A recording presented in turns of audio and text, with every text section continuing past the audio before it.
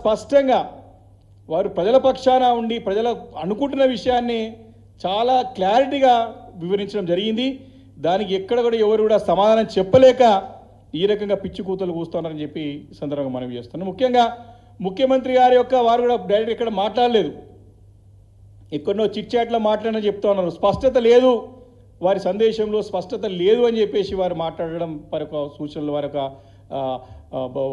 Media ద్వారా వారు ఇచ్చినటువంటి స్టేట్మెంట్ ద్వారా బయటకు వచ్చింది, వారి అఫీషియల్ హ్యాండిల్లో కానివ్వండి మిగతా మాధ్యమాల ద్వారా. నేను అడుగుతా ఉన్నా, ముఖ్యమంత్రి గారు రేవంత్ రెడ్డి గారు మరి కేంద్రంలో పెట్టినటువంటి గతంలో ఈ నక్సల్స్ విషయంలో వారితో జరగాల్సిన చర్చలు కానివ్వండి, వారి సమస్య పరిష్కరించడానికి జరగాల్సినటువంటి ఒక రెజల్యూషన్ దానికి సంబంధించినటువంటి మాట గురించి పొయ్యి వచ్చి దాదాపు చాలా రోజులు గడుస్తోంది వారు వచ్చి. కానీ నిన్న ముఖ్యమంత్రి గారు మా నాయకుడు కేసీఆర్ గారు మన సభలో స్పష్టంగా ఇది అప్రజాస్వామికం, ఏదైతే ఆపరేషన్ కగార్ అయితే ఉన్నదో ఇది ప్రజాస్వామ్యానికి విరుద్ధంగా జరుగుతూ ఉన్నది, వారితో శాంతి చర్చలు జరగాలి అని చెప్పి తీర్మానం రాసి మేము పంపిస్తామని అనగానే ముఖ్యమంత్రి గారు తెల్లారే వారి కాంగ్రెస్ పార్టీ నాయకులు పెద్దలు జానారెడ్డి గారిని అదేవిధంగా మరి కేశవరావు గారు పిలుచుకొని మాట్లాడి వారితోని మరి సూచన సలహాలు తీసుకొని దానిపైన సమాధానం చెప్తామంటారు. అంటే స్పష్టత అంటే ఇది అన్నీ తెలుసుకొని అన్నీ చూసి కేవలం రాజకీయాల కోసానికే స్పష్టత కావాలని చెప్పేసి ముఖ్యమంత్రి గారు కొడుతానంటే వారి పరిపాలన అదే కదా. నేను కేసీఆర్ గారు చెప్పింది, వీరికి పాలన చేత కావట్లేదు, సంవత్సరం నుంచి కూడా ప్రజలు గాలికి వదిలేసినారు, ఇచ్చినటువంటి వాగ్దానాలు కాదు కదా గతంలో అమలవుతున్నటువంటి పథకాలని కూడా ఆపివేసినారు అని చెప్పి మరి మాట్లాడినాక వారు నిన్న వారు ఇచ్చినటువంటి సమావేశంలో ఇచ్చినటువంటి సందేశాలను తీసుకొని దానికి సరిదిద్దుకునే ప్రయత్నం లోపల చేస్తున్నారు. పైనకి మాట్లాడుతున్నారు కానీ వారి యొక్క వెన్నులో వణుకు పెట్టించింది మన జరిగినటువంటి సభ. దాని ద్వారా కేసీఆర్ గారి ఉపన్యాసం మొన్న జరిగినటువంటి మా సభ ద్వారా కాంగ్రెస్ పార్టీ నాయకుల యొక్క దిమ్మె తిరిగి మైండ్ బ్లాక్ అయిపోయింది. అందుకే అన్ని పిచ్చి కూతలు పోస్తూ ఉన్నారు.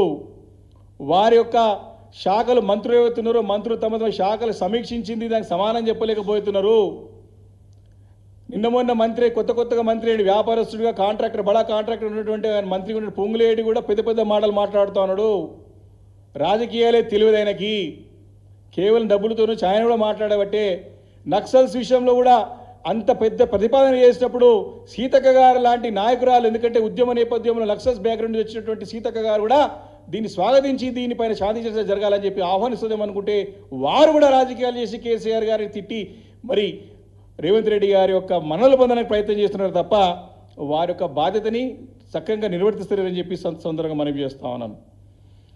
కేసీఆర్ గారిని ఏం చేసి ఇప్పటికి కూడా అడుగుతా ఉన్నారు. 10 సంవత్సరాలు కూడా కేసీఆర్ గారిని ఏడిపే, మా యొక్క పార్టీ పైన ఏడిపే, మా యొక్క కేసీఆర్ గారి కుటుంబ సభ్యుల పైన మా పార్టీ నాయకుల పైన ఏడిపే.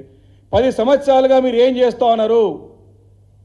10 సంవత్సరాలుగా మీరు ఏం చేశారు? కేసీఆర్ గారిని 10 సంవత్సరాలుగా మీరు ఏం చేసినారు? సంవత్సరంన్నర తర్వాత నువ్వు ఏం చేస్తావో చెప్పకుండా, ఎన్నికల్లో మీరు ఇచ్చినటువంటి వాగ్దానాలను ఏ రకంగా నెరవేరుతారో చెప్పకుండా ఇంకా కేసీఆర్ గారిని 10 సంవత్సరాలు మీరు ఏం చేసినారు అడుగుతూ ఉంటాడు ముఖ్యమంత్రి గారు. ఇప్పుడు ముఖ్యమంత్రి గారు ఈ టైంలో ఎక్కడైతే పోలీస్ కమాండ్ కంట్రోల్లో అందాల పోటీల గురించి ఏదైతే సమీక్ష పెట్టినాడో అది కట్టింది కేసీఆర్ గారు. ఏదైతే రోజు ప్రగతి భవన్లో అధికారి కార్యక్రమాలు జరుపుకుంటున్నారో ఆ సెక్రటరియట్ కట్టింది కేసీఆర్ గారు. ఎక్కడైతే నీ ప్రాజెక్ట్ ఫోర్త్ సిటీ అని కలలు కంటా ఉన్నావో ఆ స్థలాన్ని సేకరించింది కేసీఆర్ గారు. చేసిందంతా మేము చేసింది ముందు తీసుకుంటూ పోయి మేము కట్టిన ఆఫీసులో కూర్చొని మేము కట్టిన ఆఫీసులో సమీక్ష చేసుకుంటూ మీ సేకరించిన స్థలాల్లో మీరు ఫోర్త్ సిటీ అని కలలు కంటా ఉన్నారు. మేము చేసిన పనిని మీరు చూపెట్టుకుంటూ ఇంకా మీరు ఏం చేశారని చెప్పడానికి కూడా ముఖ్యమంత్రి గారికి ఇంత జ్ఞానం లేదా అని చెప్పి ప్రశ్నిస్తూ ఉన్నాను. మినిమం బేసిక్ కామన్ సెన్స్ లేదా అని. కాబట్టి ఈరోజు చాలా క్లారిటీగా చాలా స్పష్టంగా ముఖ్యమంత్రి గారు ఈరోజు అక్కడ కూర్చొని అందాల పోటీల పైన సమీక్షిస్తూ ఉన్నారు. కానీ వారు చేయాల్సింది అందాల పోటీల మీద సమీక్ష ఏమిటంటే కడుపెండి రైతులు రోడ్ల పడి ఆత్మహత్యలు చేసుకుంటా ఉంటే, అక్కడ విద్యార్థులు ఇబ్బంది పడుతూ ఉంటే, గురుకుల పాఠశాలలో నిరుద్యోగులు ఉద్యోగాల గురించి బాధపడుతూ ఉంటే, మరి ఎన్నికలు ఇచ్చిన వాగ్దానాల నుండి ప్రజలు ప్రశ్నిస్తూ ఉంటే, తాగడానికి నీరు లేక ఇక్కడ నగర ప్రజలు కానీ గ్రామీణ ప్రాంతంలో ప్రజలు బాధపడుతూ ఉంటే సాగుకు నీరు అందించకుండా అందుతుందని రైతులు బాధపడుతూ ఉంటే వీరందరినీ కూడా వదిలిపెట్టేసి కడుపు నిండా ఉన్నటువంటి అందాల పోటీల గురించి మరి ముఖ్యమంత్రి గారు సమీక్ష నిర్వహించడానికి సమయం ఉంది, కానీ ఈ సమస్యల గురించి సమీక్షించే టైం వారికి లేదు.